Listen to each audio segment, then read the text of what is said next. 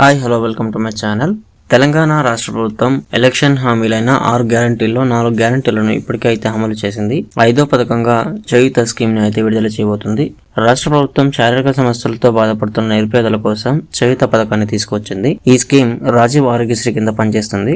దీర్ఘకాలిక శారీరక సమస్యలతో బాధపడుతున్న వారు 1672 రకాల విభిన్న వైద్య ప్యాకేజీలు, 21 ప్రత్యేక సేవలు అందిస్తూ ఉచిత వైద్య ఆరోగ్య సంరక్షణ కవరేజ్ ని అందించడమే ఈ పథకం యొక్క లక్ష్యం. దారిద్ర్య రేఖకు దిగువన ఉన్న 90 లక్షల కుటుంబాలకు ఆరోగ్య అవసరాలను తీర్చేందుకు ఈ పథకాన్ని రాష్ట్ర ప్రభుత్వం అమలు చేస్తూ ఉంది. అయితే ఈ చేయూత పథకం వల్ల ప్రయోజనాలు ఎవరు పొందుతారంటే, నెలవారీ పెన్షన్ అంటే వివిధ వర్గాలకు 4000 రూపాయలను అయితే ఇస్తోంది.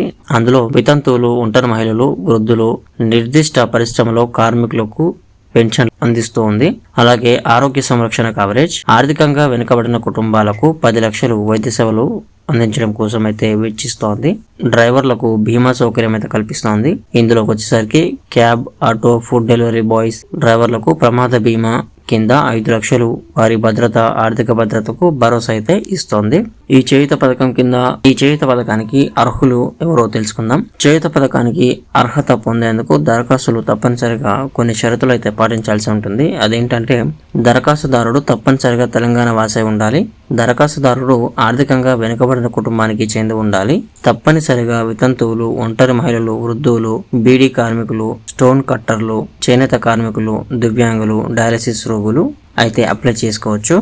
పైలేరియా రోగులు, ఎయిడ్స్ రోగులతో సహా నిర్దేశిత కేటగిరీలో ఒకదానిలోకి రావాలి. దరఖాస్తుదారు క్యాబ్, ఆటో లేదా ఫుడ్ డెలివరీ భాగస్వామిలో డ్రైవర్లు అయి ఉండాలి. అయితే ప్రధాన షరతుల్లో మార్పులు ఉండవచ్చు.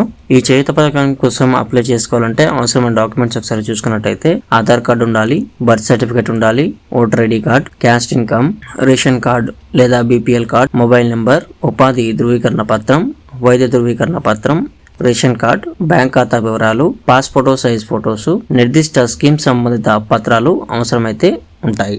ఈ పథకానికి ఎలా అప్లై చేసుకోవాలంటే, ఆల్రెడీ 6 గ్యారంటీల అమలు కోసం రాష్ట్ర ప్రభుత్వం ప్రజాపాలన అయితే నిర్వహించింది. ఈ ప్రజాపాలన ద్వారా అయితే అప్లై చేసుకోవాల్సి ఉంటుంది. మీరు కనుక ఇప్పటి వరకు అప్లై చేసుకోలేదంటే, గవర్నమెంట్ వెబ్సైట్ అనేది నేను డిస్క్రిప్షన్ లో ఇస్తాను. అక్కడ నుంచి మీరు ఈ ప్రజాపాలన ఫామ్ అనేది డౌన్లోడ్ చేసుకొని దాన్ని ఫిల్ చేసి మీ ఎంపీడీఓ ఆఫీస్లో ఇస్తే సరిపోతుంది. మీరు ఒకవేళ ఎలిజిబిలిటీ అయితే ఎంపీడీఓ ఆఫీస్ వాళ్ళు మీకు పైకి ట్రాన్స్ఫర్ చేయడం జరుగుతుంది. అప్రూవ్ అయిపోయిన తర్వాత మీకు మెసేజ్ రావడం అయితే జరుగుతుంది.